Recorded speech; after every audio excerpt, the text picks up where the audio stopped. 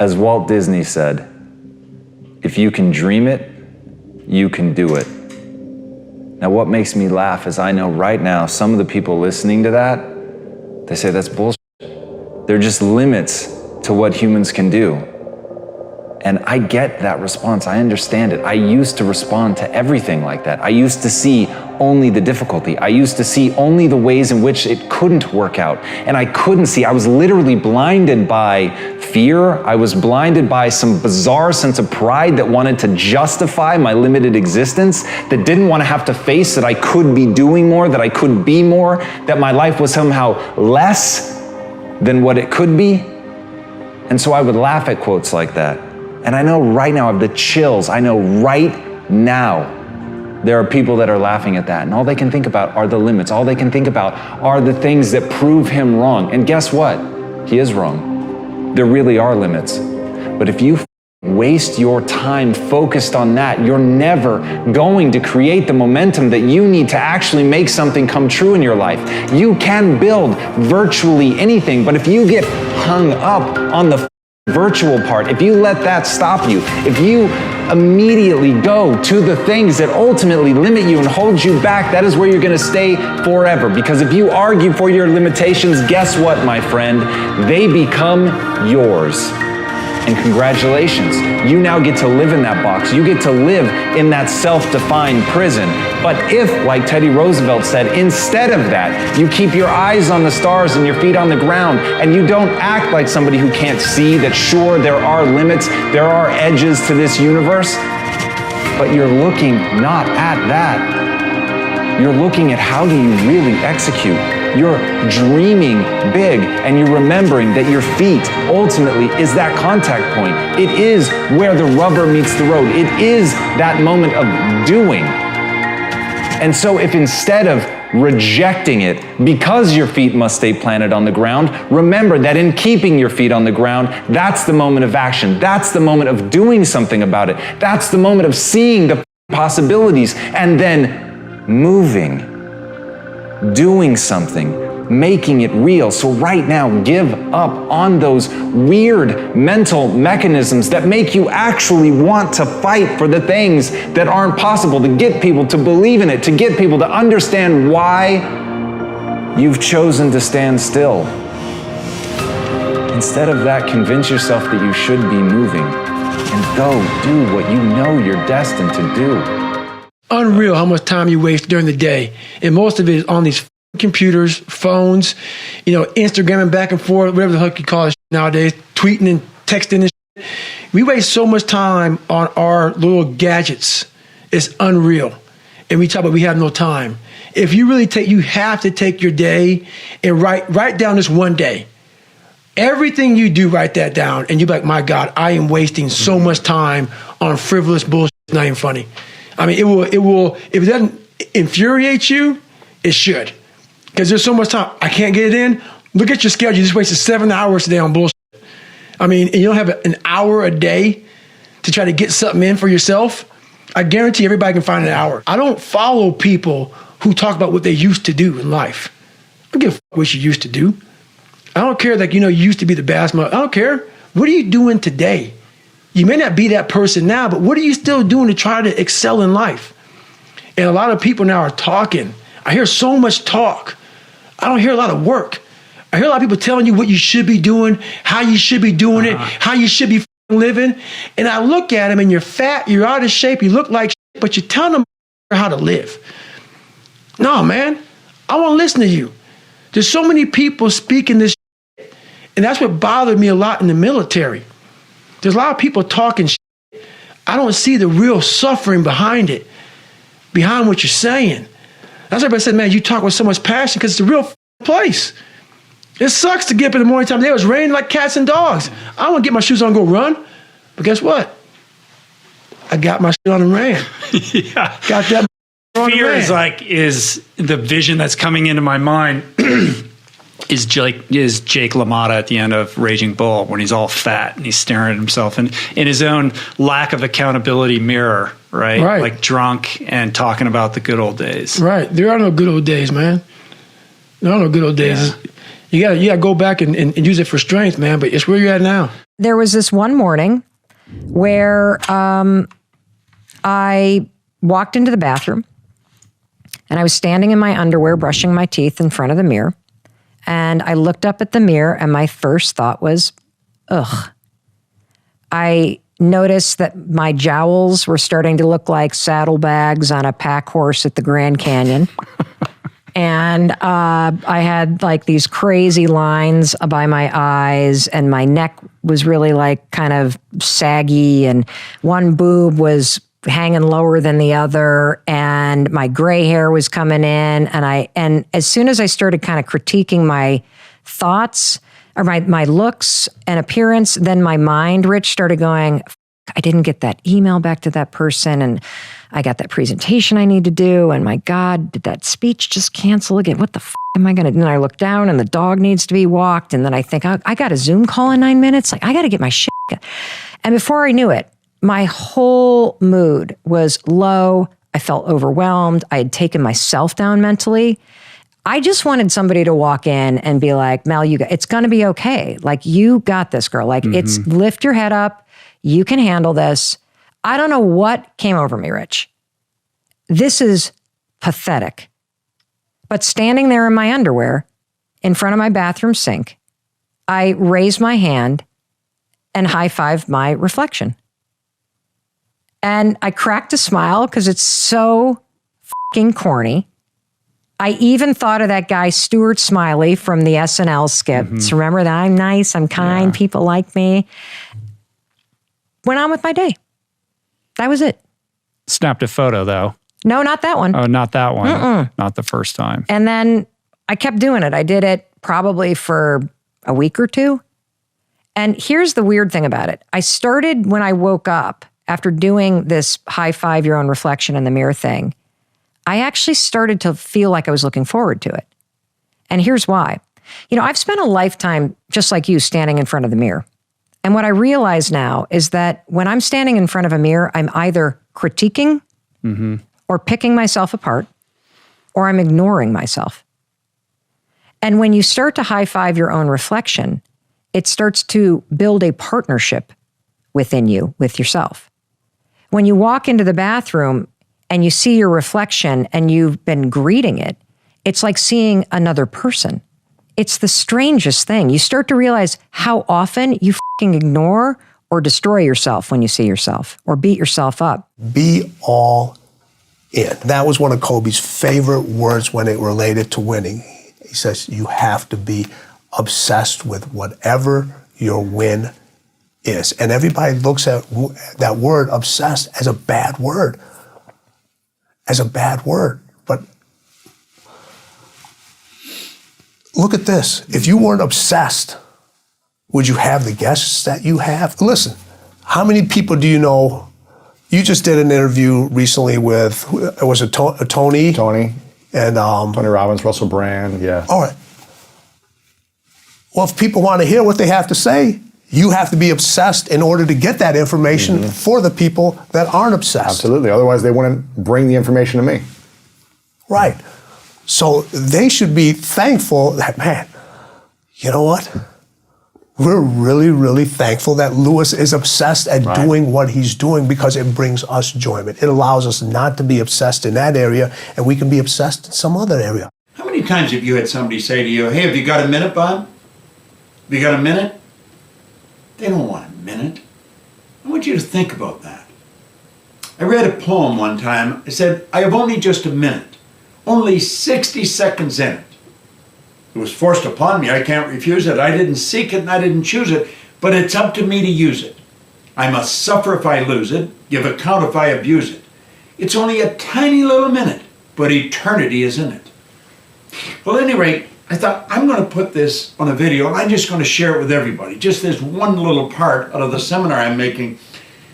I want you to look at this sand timer and I want you to think about your life. The sand in the top of the glass represents the future. The sand in the bottom of the glass represents the past. Now, do you know, we know what's in the past, and yet we can't do anything about it. Do you know what the trick is? You don't know how much sand's in the top of the glass. You may think you have a lot, you might only have a little. Then again, you may think you have a little, and you might have a lot. When I was a little boy, I was raised by my grandmother. And I don't know, when I was a little gaffer, she was probably 60, but as long as I can remember, Grandma would say, "I'll soon be gone, dear, I'll soon be gone."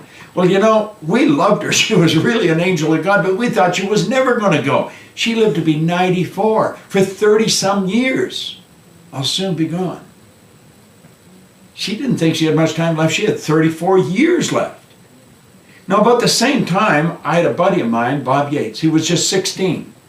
And bang, he ran into the abutment of a bridge and his life was snuffed out.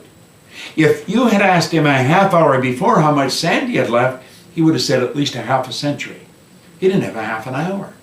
See, the trick is we don't know how much sand we have left. The future, we don't know. The past, it's gone. Now, the only thing you can deal with is what's right here, right now. And if you look, the sand is always moving. Now, think of this. You see, I was working on that, and then I was working on a graph I've got here on my computer, and I'm thinking of the time somebody said, "Hey, have you got a minute?" Well, they don't really want a minute. Do you know if you're earning $50,000 a year, a minute's 42 cents? A half hour is $12.50. If we take that ahead a bit, if you're earning $80,000 a year, a minute's 67 cents. Half hour is $20. If you're earning $150,000 a year, got a minute? It costs you $1.25 a minute. A half hour is $37.50. So do you see, if somebody said, "Do you want to stop for a cup of coffee?" Well, if you're earning $250,000 a year, a minute is $2.08. Half hour is $62.50. And then, of course, you got the coffee to pay for on top of that. So you see, the point is this. This is all we've got right here, right now. We don't know how much we have left in the future, but we do know what we've got now. And I have found the people that win are the people who make up their mind. They're not going to waste the minutes. They're going to be productive. They're going to make it happen every minute. Play to your own element. Don't try and perform someone else's expertly. So in modern terminology, or how would I say that, is don't waste your time. Steve Jobs, don't waste your time trying to live someone else's life. You know, don't be trapped by dogma. Focus in on your own strengths, your own element, what you have to offer. Don't get lost in trying to become like someone else or pretend to be someone else. There's a beautiful, one of my favorite quotes by Einstein and then Steve Jobs again. Einstein said, "If you judge a fish by its ability to climb a tree, it will spend its whole life believing that it's stupid." And too many of us are fish trying to climb a tree. Too many of us are monkeys being taught how to swim. Too many of us are lions being taught to live like cats. We're not getting to live in our element. So my second piece of advice is live in that element that you've naturally been given. Don't try adopt another. You know, we've all got a special genius inside of us. It was Steve Wozniak and Steve Jobs, this conversation. Steve Wozniak, for those who don't know, is the tech guy behind Apple. He practically invented the technology and the software and everything. So Steve Wozniak looked at Steve Jobs and he says, this is in Walter Isaacson's biography of Steve Jobs. Steve Wozniak looks at Steve Jobs and he says, "What do you even do?"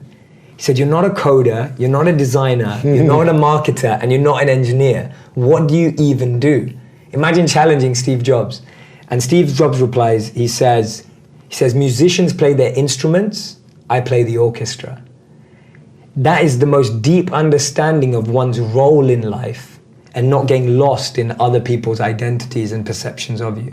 Steve Jobs knew that he wasn't a marketer, he wasn't an engineer, he wasn't a coder. So he hired all of those. But he played the orchestra, he brought it all together. And that's when you find confidence in your own role, you won't be envious of anyone else's. I was in my early 20s, and I developed this incredible arsenal of tools, a toolbox, a tool chest, if you will, of the very best tools to create change rapidly. Things that look like magic to people. Where I could take somebody and I would go on a radio show or a TV show and I would challenge traditional psychologists and psychiatrists and I'd say, "Give me your worst patient. I don't care if they have uncontrollable phobias. Have them come see me. I'll handle it in 1 hour." And I developed this idea that I was the 1 hour, the one-stop coach, the person that could help people make any change. And I built my career by actually doing that. I got on television and radio, and I took people with lifetime phobias and turned them around. And these are all just techniques and strategies that I didn't develop. I just kept looking for the best, and I kept synthesizing it and bringing it forward. So when I started out, here I was, this guy helping people lose 30, 60, 90, in some cases 200 pounds. Or taking a guy that was barely surviving financially, and within a couple of years of this counseling or coaching, as I started to call it, really got him to turn his business around and literally got him financially independent. Relationships that were falling apart. And I learned the distinctions to help couples change. And so when you start getting those types of results that are that measurable, people started giving me attention, and the media started to come to me. And then what they wanted to know was this: what are you? And I thought, are you a guru? I said, no, I'm not that. You're Mr. Motivator. Like, no, I'm certainly believe in people having an inspired life. I mean, think about it. Inspiration is pretty important. If you're not inspired, what is inspired? It means in spirit. It means there's an energy in your life. If you're not inspired about your life, what do you have? Nothing. But I'm really more about strategy. And they kept pushing me. Guru, motivator, what are you? And I said, well, you know what I really am? I'm a coach. And I came up with that metaphor. I mean, there's always been consultants in business. I wasn't talking about businesses. It was individuals. And I said, I'm not a therapist. I said, and I don't have a degree. People pay me because I produce measurable results. They pay me nothing unless I do it. That's how I set up my career. That's how I built my brand. And I said, for me, coaches are people that are not better than you are. A coach just has a different perspective. I mean, even back in those days, the best athletes in the days, the Gretzkys, the Michael Jordans, et cetera, they all had a coach. Still to this day, the best have coaches, because the coach can see what you can't see because you're in the force. They're outside of it. And I know as an athlete, I was better than some of my coaches, but they made me better. So I said, that's my job. I'm a coach. Because to me, a coach is not better. They're a friend. They're an equal. They're there for you. There's somebody who cares deeply about your well-being, but they're also incredibly skilled to help guide you at the moment you really need it. And so I started promoting this idea of being a coach. And, the sports metaphor helped some people, but the media didn't buy into it very much. But I was able to succeed finally because I was able to keep measuring these results. I mean, I would go out and say, I'll come see me for one session. I'll handle this problem or you pay me nothing. And you can check it out for 60 days. I still use that formula to this day, as many of you know, with my products and services. So what was really fascinating, though, was along the way, there's a point after years of calling myself a coach, and there was no coaching industry, nobody talking to themselves as coaches. I remember at one point I hit a point where I was about to give it up. And Larry King even said to me on air one time, he said, what is this? You're a coach. What does that mean? And I was trying to explain peak performance coaching and strategy and so forth. And right about that time, suddenly coaching became the term of art, and everybody was a coach. Therapists started calling themselves coaches. Financial planners became coaches. It just became the term of art. So it's been a fascinating journey watching that word come in, because what I did is I helped build that term by making it based on real results. In our mind, we start to realize that we're concerned, we're afraid, we don't have enough, I'm not safe, I'm not secure. And I say, these thoughts, I was talking about the thoughts in your mind, go in and control your biology, your genetics, your physiology, and your health. And I go, yes, this is really true. I say, well, how can I tell you what your thoughts are in a sense that can I read your thoughts? And I say, yes, I could put wires on your head, and it's called electroencephalograph, and I could read your brain activity. And I go, oh, great, I can see this brain activity. I want to tell you something that's profoundly important. We were programmed to believe that our thoughts are contained in our head. That if I have a thought, it's just for me, not for anybody else. It's inside, and it's working through me. And now I want to tell you about a new technology. It's not electroencephalograph. It's called magnetoencephalograph. I say, what's unique about that? I say, it reads your brain. I say, yeah, but so does EEG. I say, yeah, but EEG, you put the wires on the head, and you get the electrical activity conducted through the skin from the brain, and that's what I'm reading. And I say, what's different about MEG? The probe is out here. And I said, what does that mean? Your thoughts are not contained in your head. Your thoughts are broadcast to the field just like a radio broadcast. I said, well, what if I, as an individual, have a thought that says, let's have peace in the world? And I broadcast out there in the street and I say, let's have peace. And I look around, it's like, where's the peace? I don't see the peace. And here's what the relevance is. Each of us is broadcasting. If you get enough people to have the same thought, that broadcast is amplified. Each of us has a small power, but if you put 1,000 people with the same thought, 10,000, 100,000 people with the same thought, you are broadcasting a most powerful thought, not just in your body, but out in the field. I say your energy is in the field, the thought is in the field. And you go, well, what does that mean? And then I'll give you this most wonderful quote. I used it the other day in a lecture from Albert Einstein. And the quote is so important. Here's the quote. The field, so a definition, the field is the invisible energy. Right now you're in a field, there's cell phone broadcasts, television, radio broadcasts, all kinds of information coming across. But guess what? Each one of you is a broadcast in that field. The quote, the field is the sole governing agency of the particle. Particle is the material realm. So what was Einstein saying? It's the energy in the field that shapes the physical experience of our lives. And if enough of us collectively have an energy that's coherent and strong, and we broadcast the belief, we change the world.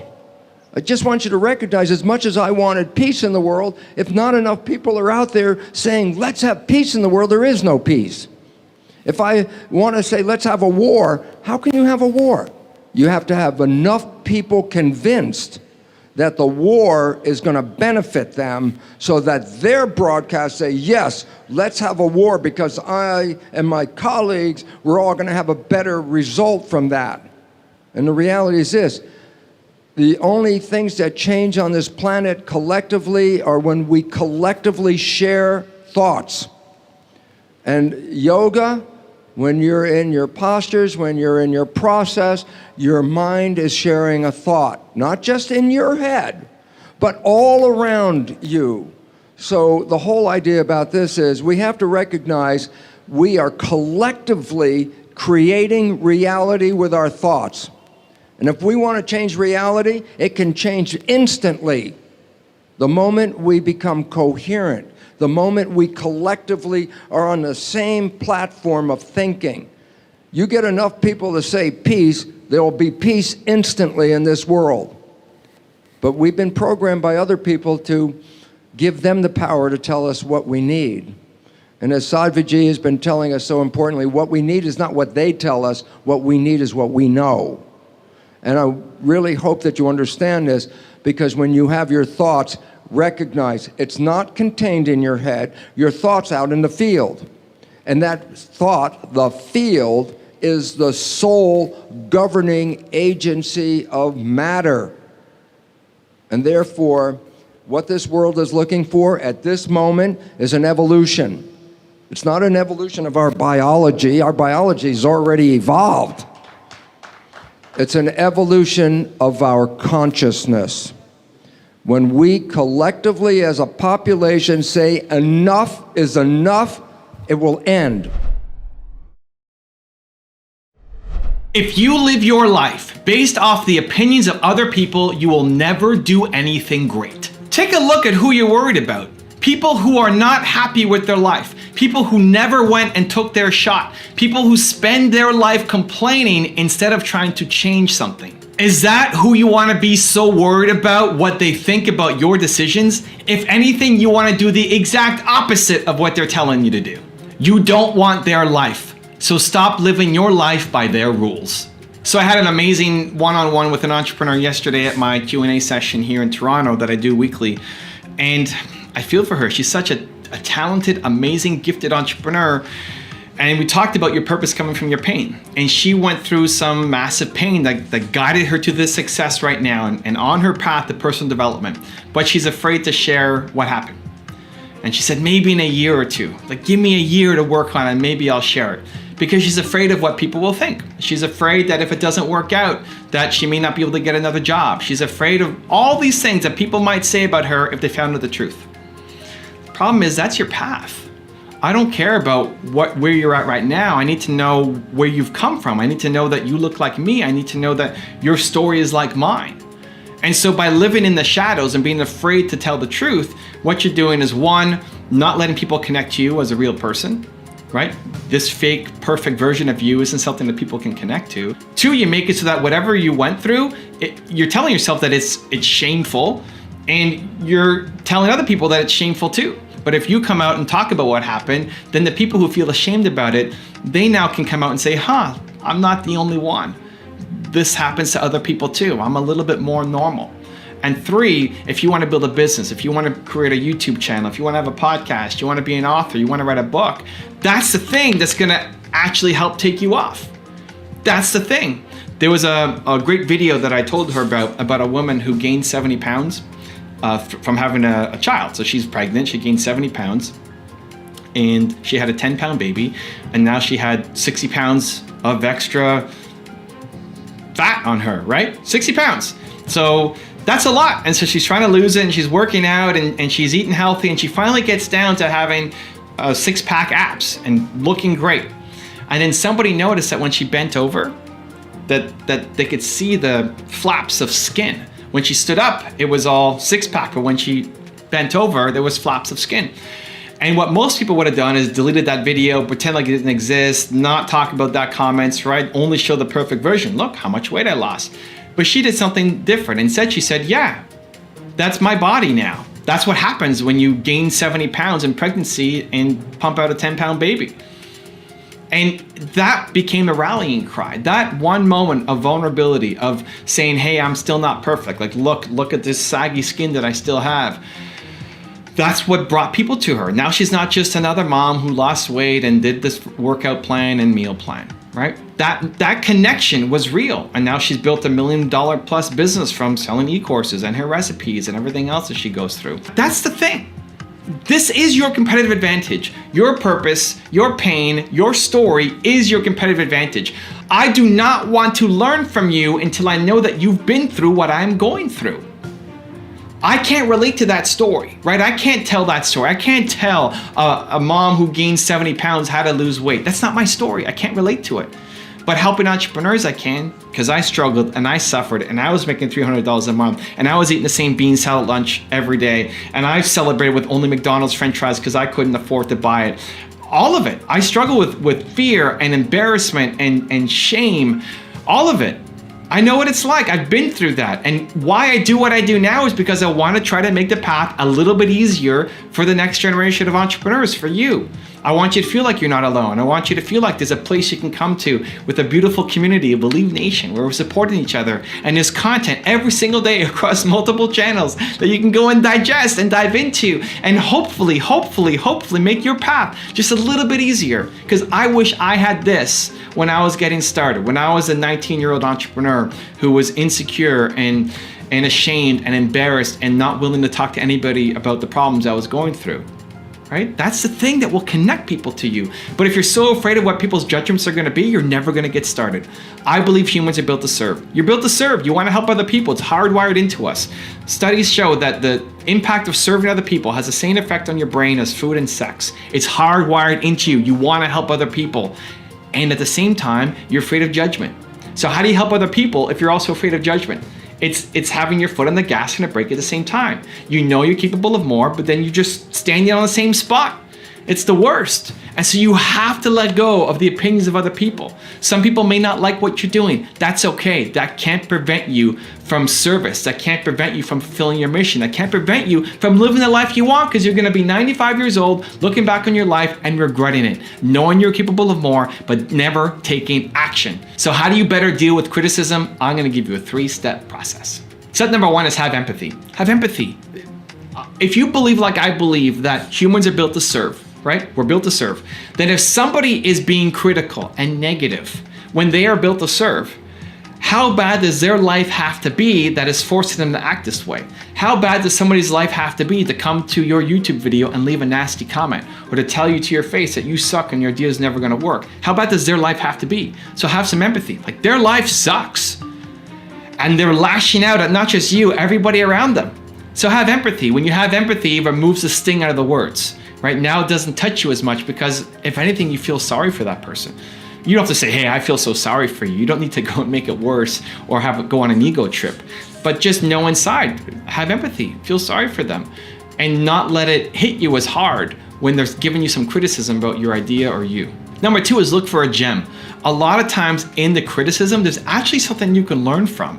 A lot of times when somebody criticizes their idea or leaves a nasty comment on YouTube, you might just write it off of that person's being a hater.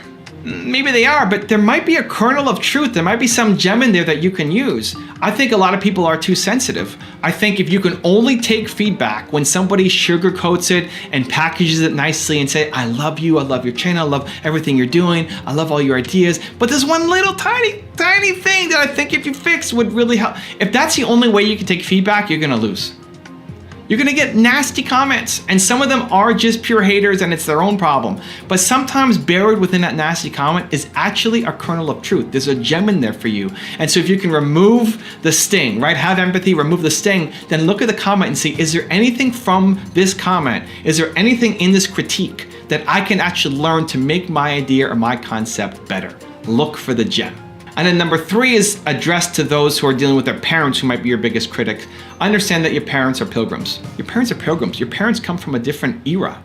If you're 20 years old right now, as an example, the opportunities available to you using this are things that your parents at 20 years old can't understand. The opportunities available to you right now are insane compared to what your parents had when they're at your same age. And so when they're saying, go get a safe job, go be a doctor, go be a lawyer, go be an accountant, go do something you can work at some job forever. That's actually their version of love for you, right? That's empathy. Empathy, step into their shoes. They love you. Chances are your parents love you. I hope.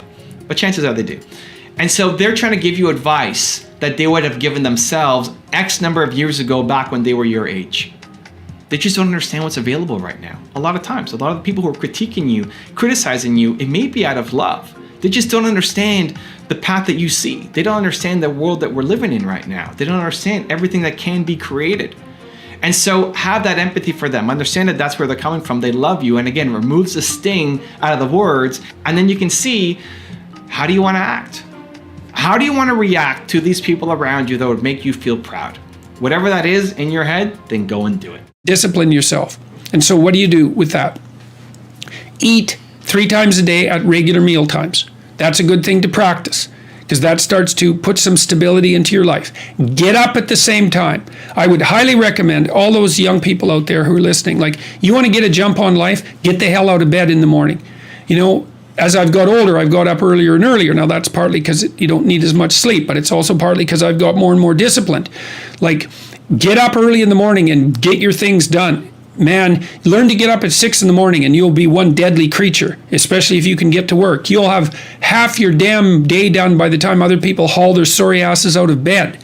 And so that's a massive, massive advantage. Look, Warren Farrell, not the comedian, Warren Farrell, the author, he outlined data in Why Men Earn More, which is a book I would recommend, by the way, showing that if you work 13% longer hours, you make 40% more money.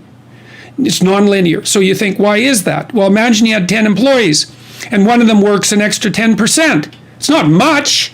Well, how often is that person going to be promoted, assuming you have a clue as a boss? It's like you're going to look at the 10 people and you're going to think, oh, that guy's always here like 45 minutes early. It's like, why don't we give him the promotion? Obviously, right? So these small edges that you can manage like that, work an extra 10% or extra 13%, have non-proportional payoffs. That's part of the Pareto distribution. So get your sleep cycle organized so you get up in the morning. Learn how to do it. No excuses. I'm too tired in the morning. I don't like mornings. Who cares? That's not relevant. It's like discipline yourself so you can manage it. Schedule your meals because that's a good disciplinary routine. And then learn to use a calendar, like Google Calendar. Most of you, many of you out there, do not use a calendar. Okay, a calendar is not a prison, and it's not a tyrant. Not if you use it properly. A calendar keeps anxiety at bay. It makes sure that you do what you need to do, which is important, because otherwise you fall behind. But if you use it properly, it also helps you plan what you want to do. So I could say, well, lay out your damn calendar and design the days you would like to have. That's what your calendar is for. So you can put in all sorts of things in there you want to do, and that would be good for you. And that's a really good way to start being more industrious. Make a plan. You need a plan for 3 years. You need a plan for the next year. You need a plan for the next 6 months. You need a plan for the next 3 months. You need a plan for the week. You need a plan for the day. You need a plan for the hour. All of that. All of that. I make lists constantly of what I have to do. And they're like daily, weekly, monthly, yearly. Right now, I can't look out more than about 6 months, because my life is too complicated and chaotic. But you need a vision of who you could be, what character you could have. 3 to 5 years out, you can't go much farther than that because life is too unpredictable, I think, to make vision that's longer term than that subject to, there's too much chance associated with it to spend a lot of time on. Maybe you can stretch it to 5 years, and in rare cases, you can have a 10-year goal, but it has to be pretty low resolution. But you want plans at all those levels of resolution. You want to write the things down. And because what are you going to do? You're going to stumble around and get what you need? You're going to stumble around and be useful to other people? And it's useful to be useful to other people, They want to work with you then. They want to do things with you. They want to have you around. They trust you. They open up opportunities for you. And if you stumble around like you're blind, you're not going to get anywhere. And then you're going to suffer. And then you're going to be bitter. And then you're going to be cruel. So that's hell. That's a bad outcome. So unless you want that, don't aim for it. Or aim for the opposite, because that's how you get out of it. The most powerful way and the easiest way to change your thermostat setting is by adding people to your circle, very close proximity, that live at a higher temperature in that area than you do. For example, in your faith, let's just say, you're a 75-degreer in your faith. You've already seen this. You can't possibly begin to regularly associate with good, godly people who pray regularly, who try to live righteously, and they're at 110, 120 degrees of faith in their life, and not have that proximity heat you up. Now, you won't get to where they are. You'll get to somewhere between where you are at 75 degrees and they are at 110. Over time, you become 100-degreer. And you alter the thermostat setting through association. Same in business. If you and I were to hang around each other every single day, and let's say you were a 75-degreer in business, hypothetically, and I don't know that about you, but let's just say you were, and I was 150-degreer, and we hung around each other all the time. Don't you think through that association, especially if you had 2 or 3 or 4 people like me in your life, that just over time, you don't even feel it. You're at 80, you're at 85, you're at 90, you're at 95, and that's where you are. We understand the power of this with our children. Because we know at school, the teachers have influence over them, they're mentors, but the people that really have influence over our children are their friends, because they're around them all the time. And so we know it sets their temperature. This is true in fitness. If you're a 75-degree of fitness, and every meal, every day at the gym, all your associations, hypothetically speaking, were with someone who was shredded and fit the way you wanted to look at 150 degrees, you know over time you get heated up. And so you can't be with someone every day, you can't be with them all the time, but the key is to get more proximity in the areas that matter with people whose thermostat setting is higher than yours.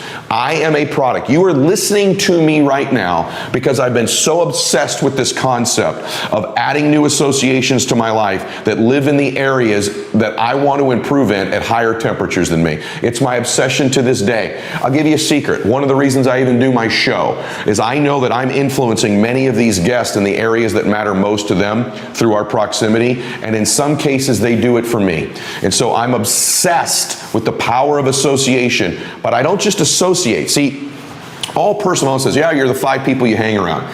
Kinda. You really are the 5 to 10 people you hang around if you're conscious all the time of studying them, of observing them, of asking questions, of the fact that you should be altering your thermostat setting. That's when it really moves. It's not just hanging around. It's consciously and intentionally spending time with people where you allow it to impact you, where you study them, where you really observe them, where you're open to their influence. There has to be a level of trust before you can do that, where you surrender yourself to them. But it's not just being around them. It's intentionally being around people that alters that thermostat setting. So power of association is the main way to do it. We both grew up in Tacoma, and there used to be a thing called Toastmasters. I don't know if you remember Toastmasters, but Toastmasters was a local, regional, and a national speaking group for anybody that wanted to get better at speaking.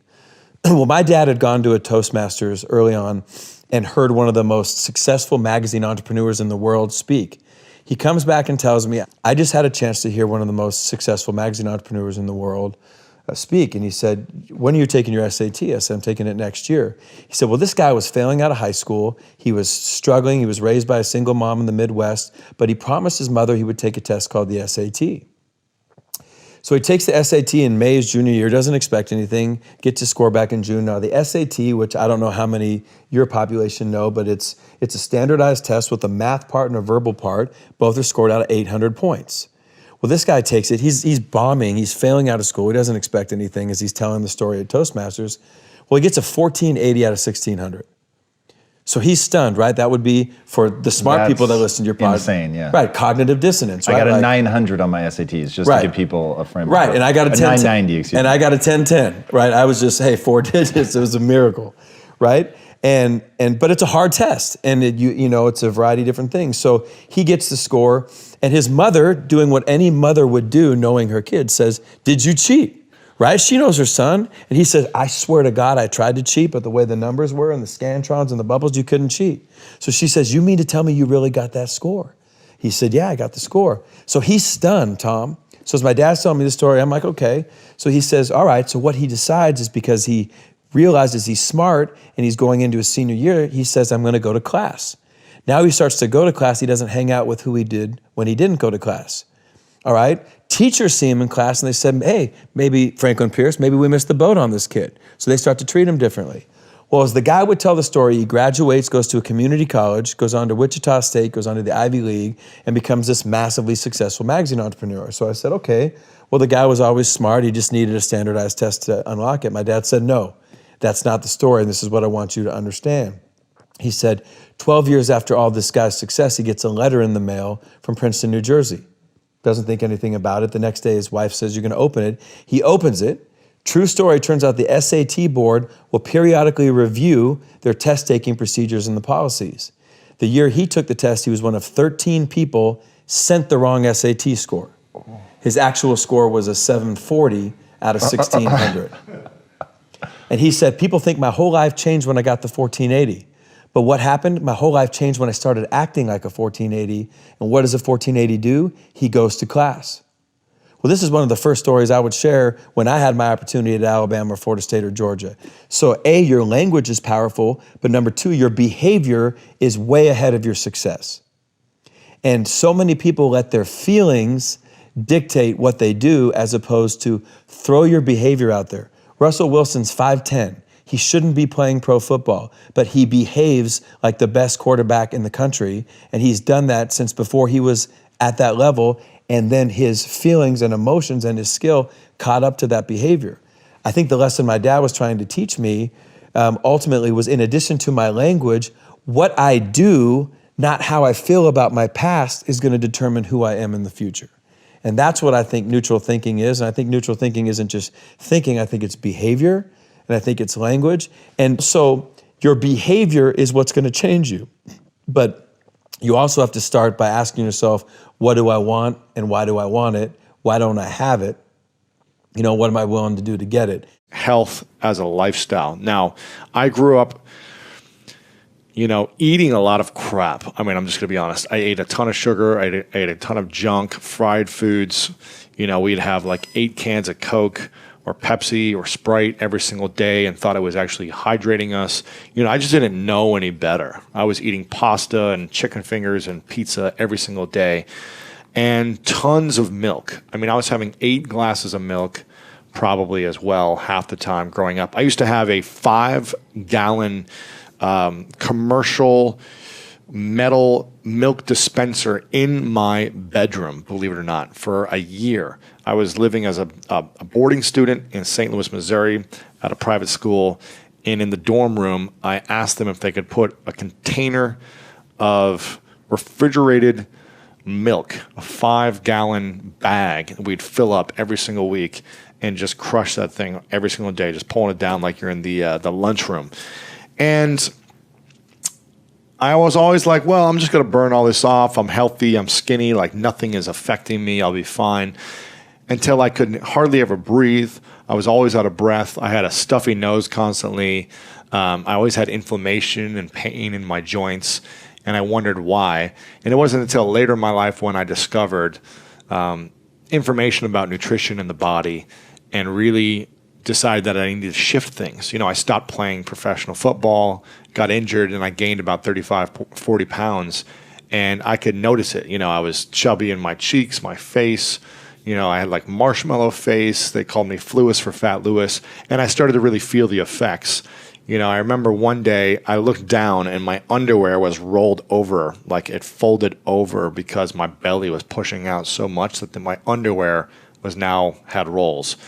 And I remember at that moment I was like, I need to shift this. Like something that I thought about growing up and the way I've been living my life around this idea of my mindset isn't working anymore. So let me find a new way to shift it. And I really think about health as a lifestyle now, not as like a diet or like I can do what I want sometimes and then change what I want another time. It's really about a lifestyle. And health is either hurting us or helping us achieve the life we want. And everything comes down to if we're healthy or not. Nothing else really matters if we're sick. Think about it. If you've been on your bed for a week or on your couch for a week, you missed work, you missed school, you can't go do any activities, you can't be around your loved ones because you're sick, you're coughing, you're in pain, you can't move. You'll do anything to get over the sickness, to get over the pain.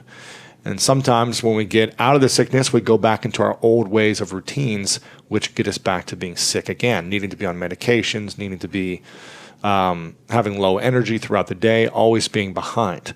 Your health is either hurting or helping your dreams.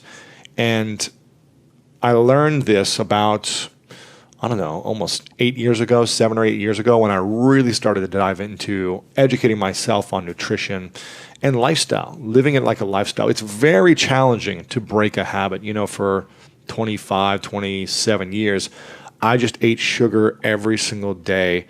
I would have candy bars just for lunch. I would have 6 candy bars and call it a meal. Snickers, there's got some protein in there, some peanut butter, right? I was just like, this thing's all good for me. And I was addicted to the sugar. And still today, it's an addiction of I crave it all the time.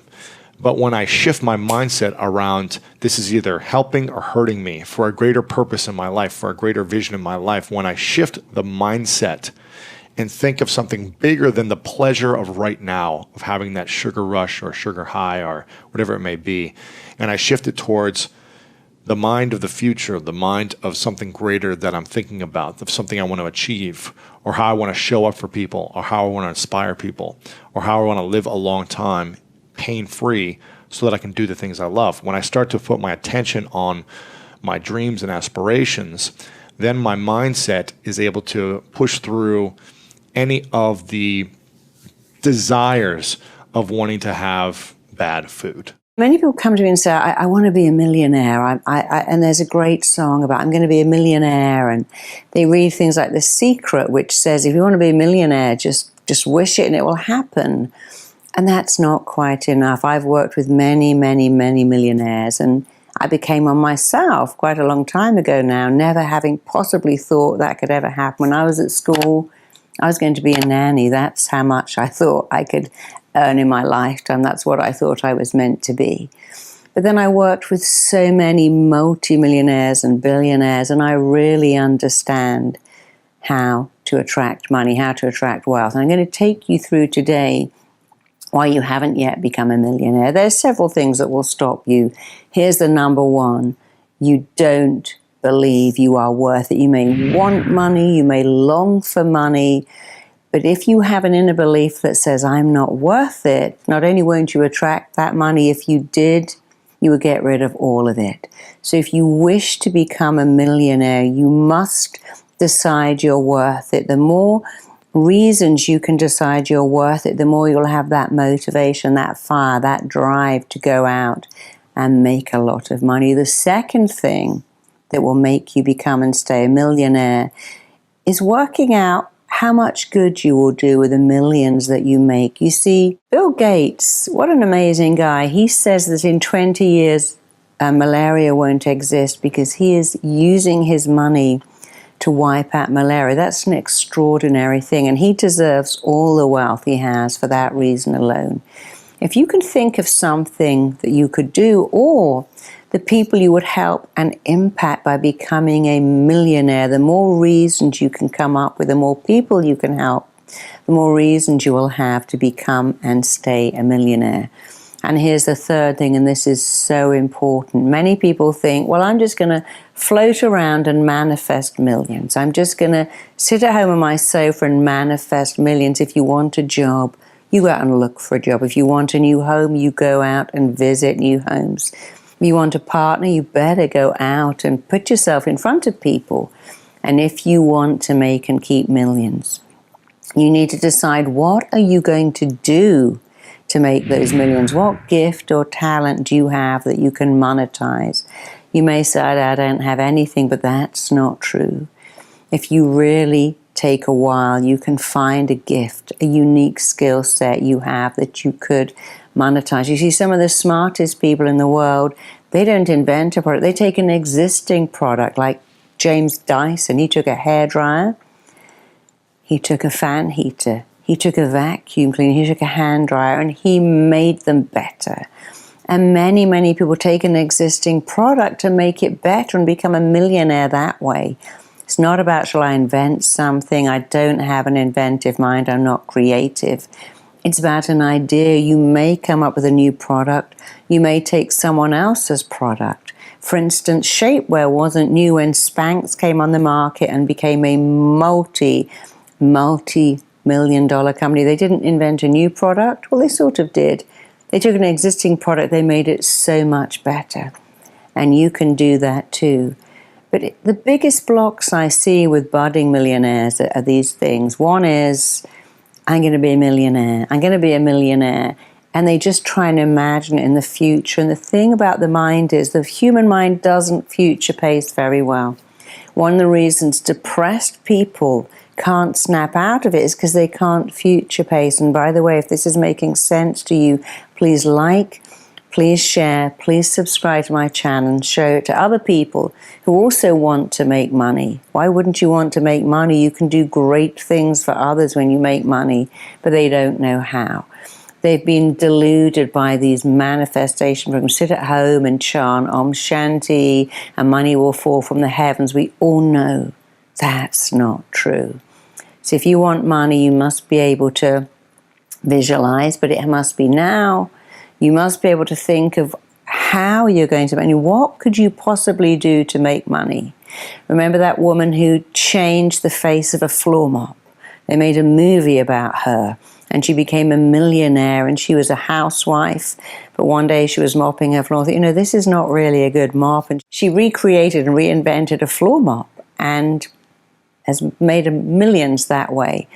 But here's another big block. You have to work hard. Many people think, well, I'll just manifest, I'll just sit at home. The best plan in the world will not work if you don't work. So people get this really weird belief that people who make millions don't work. They just manifest, it falls from the heavens. They float around doing a little stuff here and there. And that's not true. I work with millionaires and billionaires, and they do work hard. They work long, and they work hard on their way to success. They work a lot. When they get success, of course they can take time out. But you see, when you do what you love and love what you do, it never really feels like work. I love what I do. I do what I love. I often say I feel like I've never worked a day in my life because I love what I do. But really, I have worked hard. When I've written books, I've been writing for 12 hours a day, meeting deadlines. I travel all over the world through time zones, giving talks, and sometimes that's tiring. I plan out my schools and I'm there teaching, but I love it so much it doesn't feel like work. But if you believe you can be a millionaire and not have to change anything or do anything or work hard, you will probably never be a millionaire. You have to work hard. You have to apply yourself. The best plan will not work if you don't. You have to have phenomenal, extraordinary self-belief. And finally, you have to put yourself around other people who've made money. Ask them, what did you do? What happened to you? You see, I met Wayne Dyer many years ago, and he said something I always remembered: do not die with your music still inside you. And I thought, wow, I'm one of the best therapists in the world, and I can't die with my therapy. I mean, I need to create a course, make a school, teach it to other people. I was so glad I listened to him. And I've listened to many people who say the same thing. I didn't go to university. I didn't have a charm background. I wasn't born into money, but I had a dream, a vision, and I married that vision to very hard work. I kept going. Please don't think successful people never get rejected. They do, but they bounce back, they come back, they have unshakable, unwavering confidence, they have drive and determination. So take a few minutes and just get out a little notebook or on your phone, write out all the reasons why you would like to be a millionaire, all the good things you could do if you were a millionaire, the people you could help, and then decide what industry you could go into. Are you going to invent something, create something? And some of the smartest people create things entirely by mistake. Look at what other millionaires have done. Read some books written by millionaires. There are many. Read Richard Branson, read Felix Dennis. Look at some stories of millionaires and decide if they can do it, I can do it. This is a template, and I'm going to follow that template. And if you have the belief, the vision, the work ethic, the drive, and the confidence, you will become a millionaire. I spoke at an education summit for Microsoft. I also spoke at an education summit for Apple. At the education summit for Microsoft, I would say that 70% of the executives spent about 70% of their presentations talking about how to beat Apple. At the Apple Education Summit, 100% of the executives spent 100% of their presentations talking about how to help teachers teach and how to help students learn. One is playing this way, and one is playing that way. One is playing finite, and the other one is playing infinite. Guess which one gets frustrated? So at the end of my talk at Microsoft, they gave me a gift. They gave me the new Zune when it was a thing. And let me tell you, this thing was spectacular. It was the most elegant piece of technology I'd ever used. The user interface was incredible. The design was spectacular. I absolutely loved it. It was easy to use, and it was bright and gorgeous and fantastic. It didn't work on iTunes, which is a different problem, so I couldn't use it, but it was amazing. And elegant. My God, it was elegant. So I'm sitting in the back of a taxi with a very senior Apple executive, sort of employee number 12 kind of guy. And, you know, I like to stir pots. So I turned to him, I said, you know, Microsoft gave me their new Zune. And it is so much better than your iPod Touch. And he turned to me and he said, I have no doubt. Conversation over.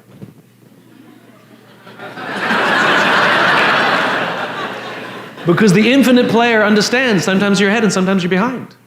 Sometimes your product is better and sometimes it's worse. The goal isn't to be the best every day. The goal isn't to outdo your competition every day. That's a finite construction. If I had said to Microsoft, I've got the new iPod Touch and it's so much better than your Zune, they would have said, can we see it? What does it do? React, react, react, react. Finite players play to beat the people around them. Infinite players play to be better than themselves.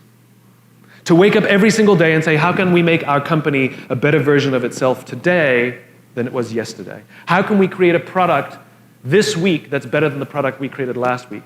We also have to play the infinite game. It's not about being ranked number one. It's not about having more followers on Twitter than your friends. It's not about outdoing anyone. It's about how to outdo yourself.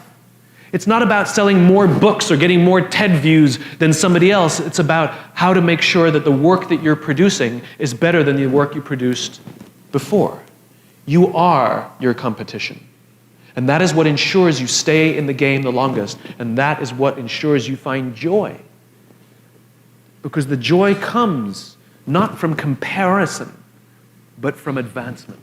You might have a great mindset, positive thinking, but if you have a heart set full of anger, if your emotional life is sad, if you're disappointed from the past, if you haven't done the sweat lodges and the journaling and the body work and the affirmations to really open up a heart set, then you can have the mindset of an Elon Musk. You can have the mindset of a Steve Jobs. You can have a mindset of a Kobe. But you're going to sabotage yourself from world class. And to me, this is the great myth of positive thinking. You see a lot of people, they read all the books, they're positive thinkers, they've got the vision boards, nothing changes. Why? Because subconsciously, there's this wounding and a lack of deservability, and it's unconscious. And so they haven't done the work, or you may have not done the work to make the wounds of undeservability and scarcity and the low self-worth. That's why positive thinking alone does not work. This is, to me, a revolutionary insight. And by the way, a lot of the people who teach positive thinking in the past are men. So it's very male mind. And a lot of the people who are pioneers of heart set are women. Heart, empathy, healing. And so self-mastery to me, and this is a pioneering model that I teach at Personal Mastery Academy, it's not just mindset. That's only 25% of self-mastery. And as you know, self-mastery is the DNA of outer mastery. You're never going to perform higher than what's going on within. Mindset is only 25%. Heart set, your emotional life, working from confidence and love and service, and that sense of internal freedom is only another 25%. So those two are only 50%. There's a third interior empire you want to get to world class, which is health set. Working on your energy, your nutrition, your daily exercise, hacking your longevity, eating the right supplements, getting a massage every 2 weeks. You know my 2 massage protocol, doing your 60-minute nature walk every week so that your health set is at world class. But that's only 75% of the equation towards self-mastery. You can have a great mindset, great heart set, great health set, but if you haven't worked on your soul set, turning down your ego. You know what disease and what energy depletion is caused by your ego beating you relentlessly about you not being enough and seeing your industry peers succeeding, and you feel insecure and irritated and angry and jealous? Well, where do you do that work? Within your soul set, the fourth interior empire. And as you do that, you turn down the ego and you open up your humanity and you open up your spiritual life and you become more soulful. And then you release work that is artistry versus just to win in the next few months. When you literally give your life over to a mighty mission that is larger than your ego, and you literally start to see your work as a ministry for the benefit of humanity. And if you're an artist or an entrepreneur or CEO, manager, or coder, a doctor, a firefighter, but literally, if you saw your work as your poetry and your artistry, and you were on a mighty mission that was larger than even your ego and yourself, what would the caliber of your output be?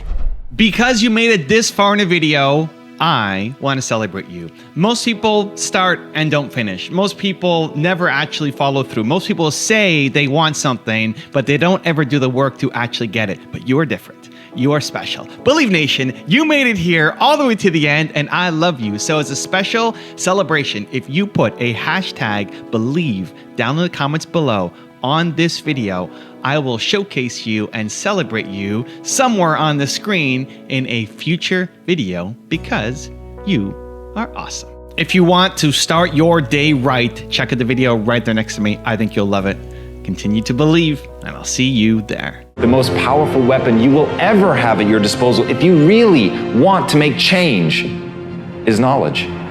It doesn't mean going to school. It can be school, it can be books, it can be a mentor, it can be